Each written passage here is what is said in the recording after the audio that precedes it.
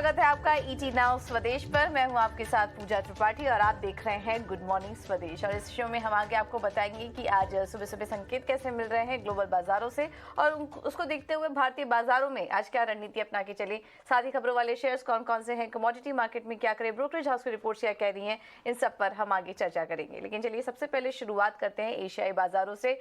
हफ्ते का आखिरी कारोबारी सत्र और आज क्लोजिंग हो सकता है, ये जो हफ्ता क्लोज हो वो पॉजिटिव नोट पर हो सकता है क्योंकि एक्सजेक्स निफ्टी वही इंडिकेट कर रहा है पॉजिटिव शुरुआत और 100 अंक ऊपर दिख रहा है इस वक्त एक्सजेक्स निफ्टी।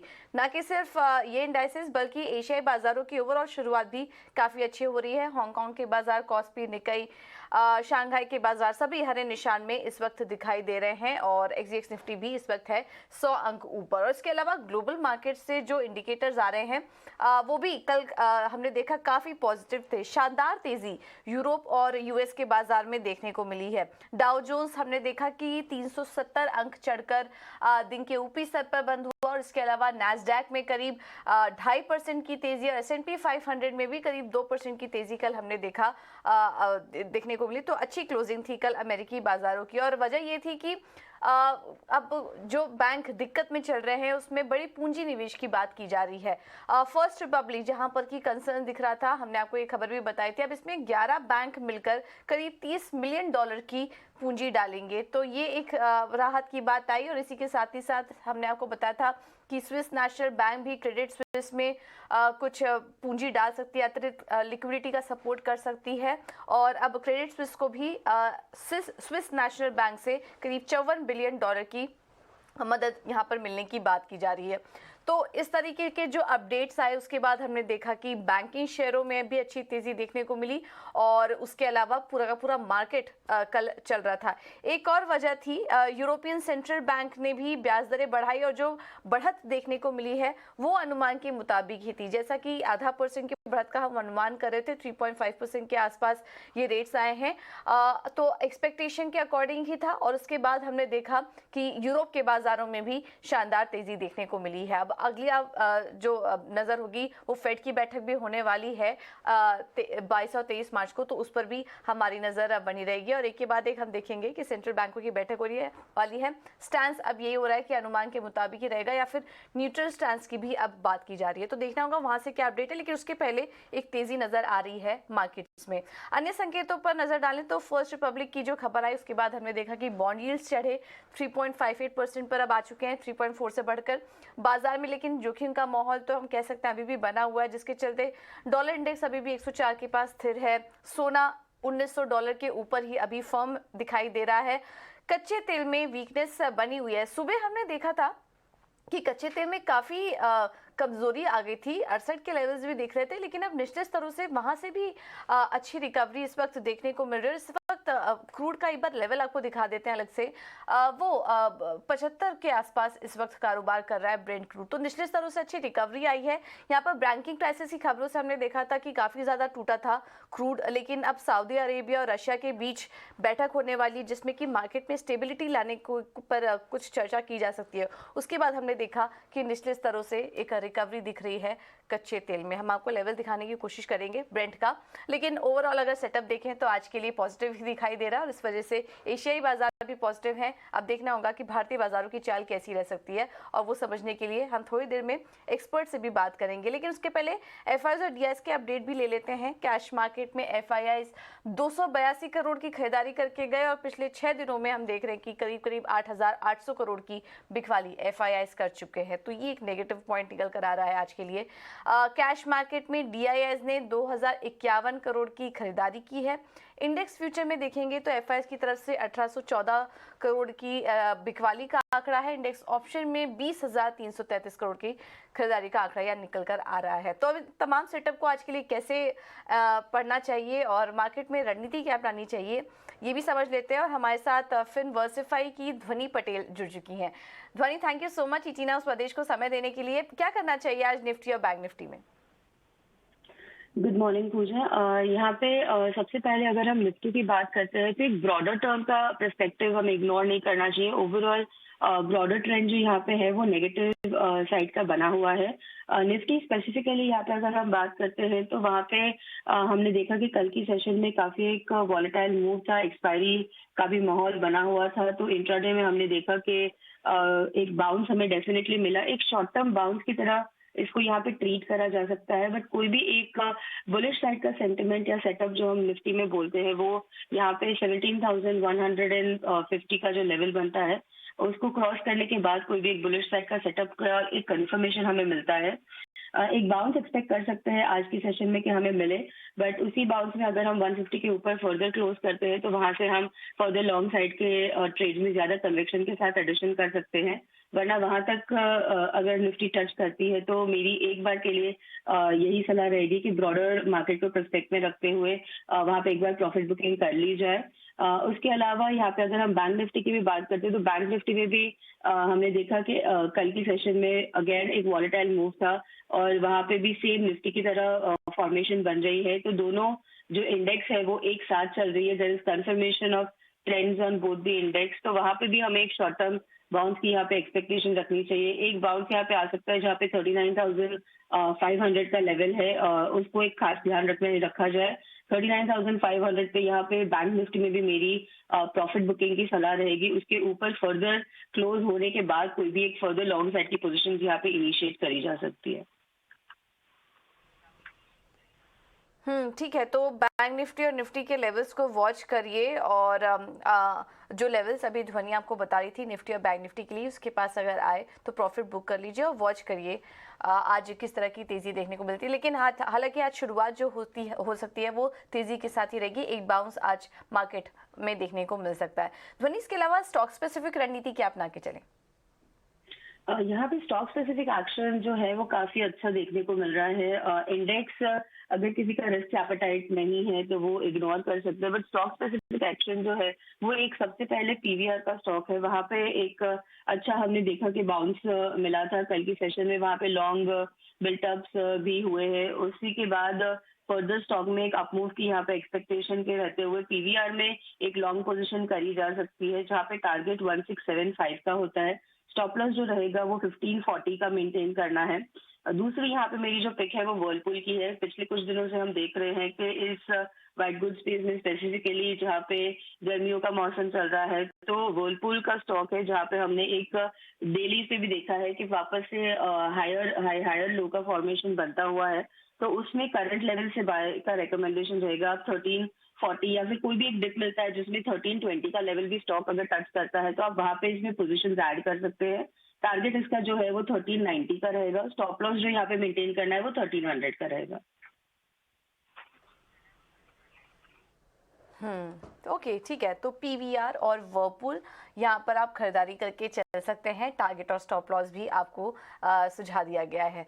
बहुत बहुत शुक्रिया ध्वनि आपका ये जानकारी देने के लिए और ये रणनीति भी हमें सुझाने के लिए। चलिए अब आगे बढ़ेंगे और अब ये तो बात हुई हमने इक्विटी मार्केट की, लेकिन उसके अलावा आज के लिए खबरों वाले शेयर्स कौन कौन से हैं इस पर भी एक बार नजर डाल लेते हैं। और आशीषा हमारे साथ जुड़ चुकी हैं पूरी डिटेल्स के साथ। आशीषा, गुड मॉर्निंग, बताइए। हाय, गुड मॉर्निंग। सो जाहिर तौर से सबसे पहले आज टीसीएस फोकस में रहेगा। जो करंट सीईओ है राजेश गोपीनाथन, उन्होंने रेजिग्नेशन अपना दे दिया है बोर्ड ऑफ डायरेक्टर्स को। 15 सितंबर से ये रेजिग्नेशन इफेक्टिव रहेगा और तब तक सीईओ डेजिग्नेट के दौर पर के कृतिवासन को असाइन किया गया है। 16 मार्च से ये अपॉइंटमेंट इफेक्टिव रहेगा।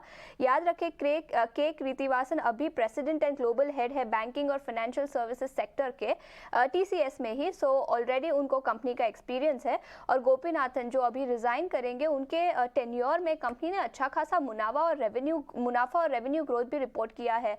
करीब 11% सीएजीआर बेसिस पर रेवेन्यू ग्रोथ रिपोर्ट किया है। याद रखें गोपीनाथन 2017 में अपॉइंट किए गए थे और तब से अब तक सीएजीआर में प्रॉफिट ग्रोथ भी 18% का देखने को मिला है।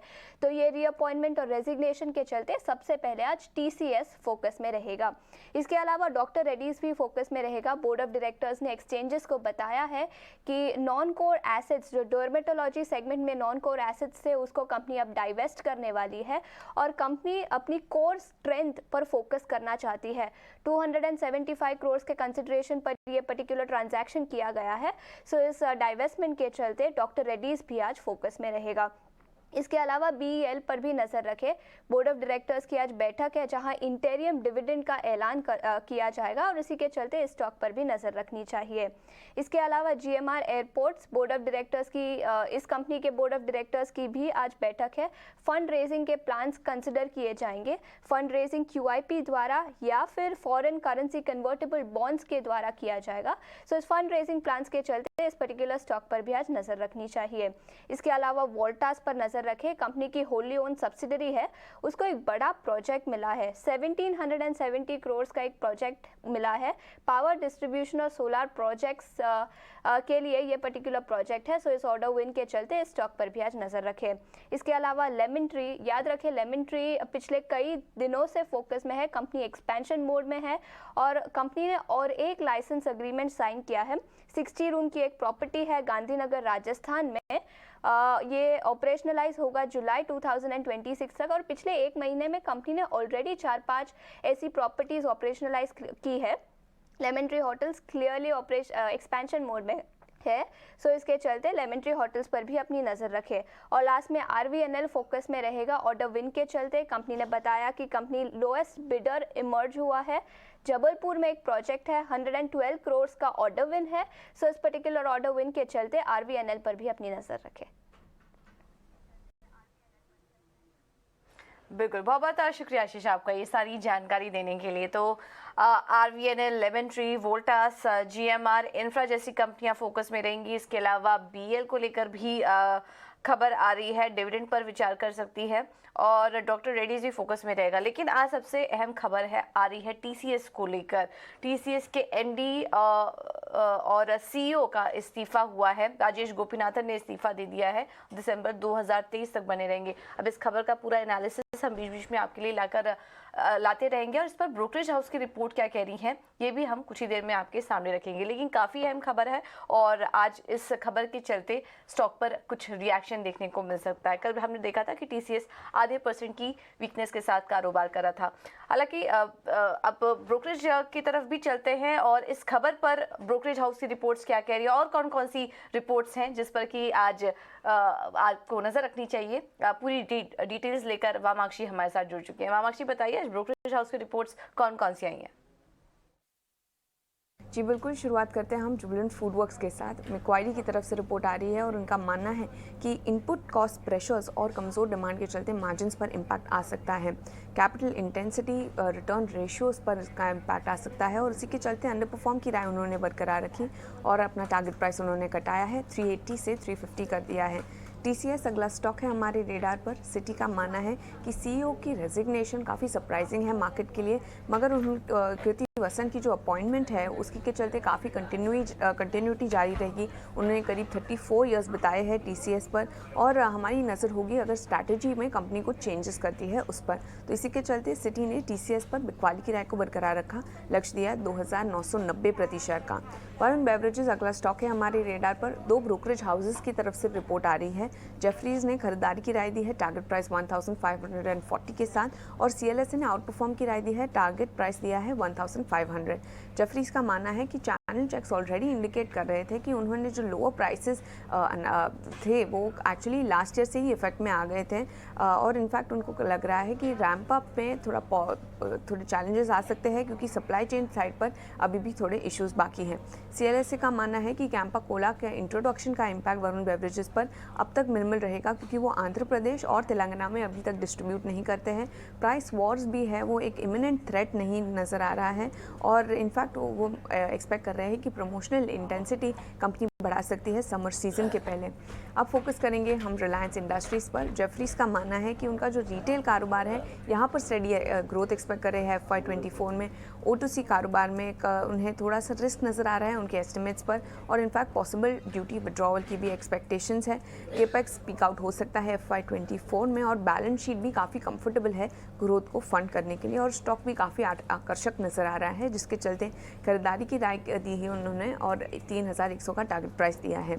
HPCL आखिर में इस पर फोकस करेंगे। सिटी ने पॉजिटिव अपसाइड 90-डे कैटलिस्ट वॉच खोला है ये स्टॉक पर, और इनफैक्ट उनका मानना है कि अर्निंग्स आउटलुक सुधर रहा है और पोटेंशियल अर्निंग अपग्रेड की भी एक्सपेक्टेशंस कर रहे हैं वो। OMCs को बजटरी कैपिटल सपोर्ट पर टाइमिंग और अकाउंटिंग की क्लैरिटी मिलने पर भी अपेक्षा है, जिसके चलते सिटी ने खरीदारी की राय दी है। टारगेट प्राइस दिया है 285 प्रति शेयर का। तो HPCL पर 285 का लक्ष्य हम देख रहे हैं कि कल भी 6% ऊपर था। क्रूड में जिस तरह से गिरावट आ रही है, तो यहाँ पर रिपोर्ट आई है, और इसके अलावा रिलायंस, वरुण बेवरेजेस भी फोकस में है। यहाँ पर कोको कोला ने और कैंपा के बीच जो प्राइस वॉर चल रहा है उसके चलते, और इसके अलावा TCS पर सिटी की रिपोर्ट आई है। फिलहाल बिकवाली की राय देख रहे हैं, लेकिन उनका कहना है कि कृतिवासन के जो अपॉइंटमेंट है उसको अभी वो वॉच करेंगे। तो ये कुछ ब्रोकरेज हाउस की रिपोर्ट्स हैं जहां पर कि आपको नजर रखनी है। चलिए अब आगे बढ़ते हैं और रुख करते हैं कमोडिटी मार्केट का, और यहाँ पर भी काफ़ी ज़्यादा हलचल हो रही है। क्या स्ट्रैटेजी अपना के चलनी चाहिए, एक बार ये भी समझ लेते हैं। IIFL सिक्योरिटीज़ के अनुज गुप्ता हमारे साथ मौजूद हैं। Anuj, thank you so much ET now Swadesh को समय देने के लिए। सोने चांदी से पहले शुरुआत करते हैं। एक स्टेबिलिटी इस वक्त देखने को मिल रही है, ज़्यादा कुछ मूवमेंट नहीं है इस वक्त सोने चांदी में हम देख रहे हैं, तो क्या करना चाहिए, यहाँ से तेज़ी करके ही चले? पूजा जी गुड मॉर्निंग। देखिए, जिस तरीके से एक अनसर्टेनिटी वाला माहौल है और हम देख रहे हैं कि गोल्ड इंटरनेशनल मार्केट में $1920 के ऊपर सस्टेन कर रहा है, तो कहीं ना कहीं पॉजिटिविटी जो है वो गोल्ड में कायम है। हालांकि थोड़ा सा यहाँ पर रुकता हुआ नजर आया है, बट ट्रेंड पॉजिटिव है। तो यहाँ पर जैसा हम देख रहे हैं कि बाय ऑन डिप्स में अच्छा खासी रिकवरी देखने को मिलती है, तो आज भी हमें लगता है कि बाय ऑन डिप्स की स्ट्रेटेजी यूज कर सकते हैं। गोल्ड में करीबन 57,800 में खरीदारी करें, 57,450 का स्टॉप लॉस लगाए, टारगेट 58,500 तक हो सकता है। और इंटरनेशनल मार्केट में एक्सपेक्ट कर रहे हैं कि $1935 तक के लेवल देखे जा सकते हैं। हालांकि आज वीकेंड है, थोड़ा रेंज वन मोमेंटम एक्सपेक्ट है, बट हाँ पॉजिटिव ट्रेंड हम एक्सपेक्ट कर रहे हैं कि यहाँ देखा जा सकता है। ठीक है, तो बाय ऑन डिप्स की रणनीति अपनाइए गोल्ड और सिल्वर दोनों में ही। अनुज, कच्चे तेल में क्या करें? क्या यहाँ पर अब गिरावट थमते हुए नजर आ रही है? कल हमने देखा था कुछ रिलीफ तो आया था, तो अभी क्या करें? निचले स्तरों से खरीदारी करने की राय देंगे या फिर सेल ऑन राइज का मार्केट हो रहा है क्रूड के लिए? ओवरसोल्ड जोन में आया है, जहां पर हमने कल एक रिकवरी देखी थी। हालांकि कल भी हमने देखा था कि 5450 तक के लो क्रूड ने टेस्ट किए थे, वहां से की रिकवरी आती हुई दिखाई दी है। तो यहाँ पर मुझे लगता है कि कहीं ना कहीं मार्केट एक थोड़ा सा शॉर्ट टर्म के लिए बॉटम बनाता हुआ दिख रहा है। तो करीबन 5600 के आसपास खरीदारी करें, 5450 का स्टॉप लॉस लगाएं, टारगेट 5850 तक हो सकता है। हालांकि 6000 का जो लेवल है वो एक स्ट्रॉन्ग रेजिस्टेंस रहेगा, तो 6000 के आसपास अगर भाव आएंगे तो वहां पर आपको अगेन बिकवाली देखने को मिलेगी। मगर फिलहाल हमें लगता है कि अभी फिलहाल इंट्राडे पर्सपेक्टिव से 5600 के आसपास खरीदारी कर सकते हैं। ओके, ठीक है। और बेस मेटल में कहाँ मौके देख रहे हैं आप? जिस तरीके से कल हमने एंटायर इक्विटी मार्केट में शाम को एक रिकवरी आते हुए देखी है, तो हमें लगता है कि इंडस्ट्रियल मेटल के लिए पॉजिटिव रहेगा। तो कॉपर में हमारी बाय की खरीदारी रहेगी। हालांकि हमने कल भी एक रिकवरी देखी थी लोअर लेवल से, तो करीबन 747 में खरीदारी करें, 742 का स्टॉप लॉस लगाएं, टारगेट 757 तक हो सकता है। हमें लगता है कि आज बेस मेटल में खरीदारी का माहौल देखा जा सकता है। ओके, तो कमोडिटी मार्केट में भी खरीदारी का ही माहौल नजर आ रहा है चौतरफा। कॉपर में अगर आपको मेटल स्पेस में नजर रखनी है तो कॉपर में खरीदारी करके चलिए। कच्चे तेल में भी खरीदारी के ही मौके नजर आ रहे हैं अभी, और सोने चांदी में भी बाई की रणनीति इस वक्त अनुज सुझा रहे हैं। Anuj, thank you so much हमें समय देने के लिए और ये तमाम रणनीति भी सुझाने के लिए कमोडिटी मार्केट से जुड़ी। तो ये तो थी कमोडिटी मार्केट से जुड़ी ये रणनीति, लेकिन इस बीच कुछ और भी ट्रेडिंग कॉल्स हमें मिल रहे हैं। सुबह हमारी ध्वनि से बात हुई थी जिन्होंने कि वर्लपूल और PVR में खरीदारी करने की सलाह दी थी। कुछ और भी हमें ट्रेडिंग कॉल्स मिल रही हैं। क्वांटिफाइड से शुरू करें तो इन्होंने एशियन पेंट्स में खरीदारी करने की राय दी है। 2950 के लक्ष्य के लिए स्टॉप लॉस होगा 2870 का। ये स्टॉक में लगातार तेजी बनी हुई है, जिस तरह से क्रूड में बिकवाली आई है 2% तेज था। आज भी आप खरीदारी की रणनीति अपना सकते हैं, और NTPC भी अच्छा लग रहा है स्तरों पर 185 के लक्ष्य के लिए खरीदारी करने की राय। निर्मल बांग ने जो कॉल्स हमने 2 शेयर किए हैं उसमें पहला है जाइडस लाइफ। यहाँ पर बाय ट्रेड लीजिए, 489 का होगा टारगेट और स्टॉप लॉस होगा 470 का। और दूसरा कॉल है NCC पर, यहाँ पर भी ये खरीदारी ही देख रहे हैं, 108 के लिए आप यहाँ पर खरीदारी कर सकते हैं, स्टॉप लॉस होगा 97 का। कोटक सिक्योरिटीज की तरफ से हमें जो कॉल्स मिली है उसमें पहला है टाटा स्टील। यहाँ पर ये खरीदारी करने के मौके ढूंढ रहे हैं। कल मैंने देखा था मेटल स्टॉक्स काफी ज्यादा टूट चुके थे, लेकिन निश्चित ये जो लेवल्स दिखाई दे रहे हैं इस वक्त आप खरीदारी का ट्रेड ले सकते हैं। 110 का टारगेट होगा, लेकिन स्टॉप लॉस स्ट्रिक्ट लगाइए 103 का। और इन्फोसिस में भी खरीदारी की राय दे रहे हैं, 1450 का होगा लक्ष्य और स्टॉप लॉस होगा 1390 का। तो हर एक सेक्टर, हर एक पॉकेट में हम देख रहे हैं कि आज जो ट्रेड आ रहे हैं वो खरीदारी के ही हैं। सारे के सारे आज बाय ट्रेड ही देखने को मिल रहे हैं। स्टॉक स्पेसिफिक रिकमेंडेशन जो भी आई है, तो इन पर आप नजर रखिए और स्ट्रिक्ट स्टॉप लॉस के साथ यहाँ पर कोई भी पोजीशन लीजिए। ठीक है, तो ये हैं ट्रेडिंग कॉल्स। लेकिन इस बीच हमारी काफ़ी सारे मार्केट एक्सपर्ट से भी बात हो रही है और उनका क्या कहना है, आइए आपको एक एक करके सुनवा देते हैं। अल्फा एक्यूरेट एडवाइजर की CIO राजेश कोठारी से हमने बातचीत की और उनका कहना है कि निवेशकों को इस समय मिड कैप और स्मॉल कैप सेगमेंट के साथ साथ automobile, banking, capital good sector पर भी नजर रखनी चाहिए। इस वक्त मिड कैप और स्मॉल कैप में फिलहाल वैल्यूएशंस काफी आकर्षक नजर आ रहे हैं। आइए आपको सुनवा देते हैं उन्होंने और क्या कहा। Mid cap and small cap valuations are right now below their last 10 years average valuations, which is a very good opportunity in our view. Can we time the market? I don't think so. Can market go down another 5-10%? Possible. But if you have a 3-5 years view, particularly for mid cap and small cap, we believe it is a very good entry point. क्योंकि एक बात हमें याद रखनी चाहिए, एक ही चीज हमारे हाथ में है एज ए इन्वेस्टर, आप क्या भाव में लेते हैं, आपकी खरीद कीमत क्या है। अगर आपने राइट खरीद कीमत पे शेयर्स ले लिए तो मार्जिन ऑफ सेफ्टी आपकी फेवर में है। फिर 10% 20% नीचे जाए, हमें कोई उसकी चिंता नहीं, क्योंकि अगर हमें लग रहा है कि इसका अर्निंग्स ग्रोथ ही 18-20% कंपाउंडेड अगर अगले 5 साल में आएगा, तो वो 3-4-5-6 साल में वो पैसा अपना डबल होना वो तो जरूरी है, क्योंकि अर्निंग्स ग्रोथ अगर इतना स्ट्रॉन्ग है, then you will able to stock generally delivers in line with earnings growth. So it is a very good entry point in my view for investors who are very conservative. थोड़ा stagger कर लीजिए 3-4 महीने में, और जो investor थोड़े aggressive है वो आज ये करंट लेवल पे भी इन्वेस्ट कर सकते हैं, क्योंकि market is always ahead of time. जो चिंता हम जो व्यक्त कर रहे हैं, आप और हम दोनों और रिटेल इन्वेस्टर्स, वो तो ऑलरेडी भाव में है। क्रेडिट स्विस भी भाव में है, SVB फाइनेंशियल क्राइसिस भी भाव में है, CPI जो गवर्नमेंट की वरीज है वो भी प्राइस में है। So we should not worry too much about what is happening right now. We should be little bit, थोड़ा विजन रखना पड़ेगा कि अगले 1, 2, 3, 4, 5 साल में हमें इंडियन इकोनॉमी क्या लग रही है, और इसमें बहुत सारी opportunities I think we are able to see across the sectors.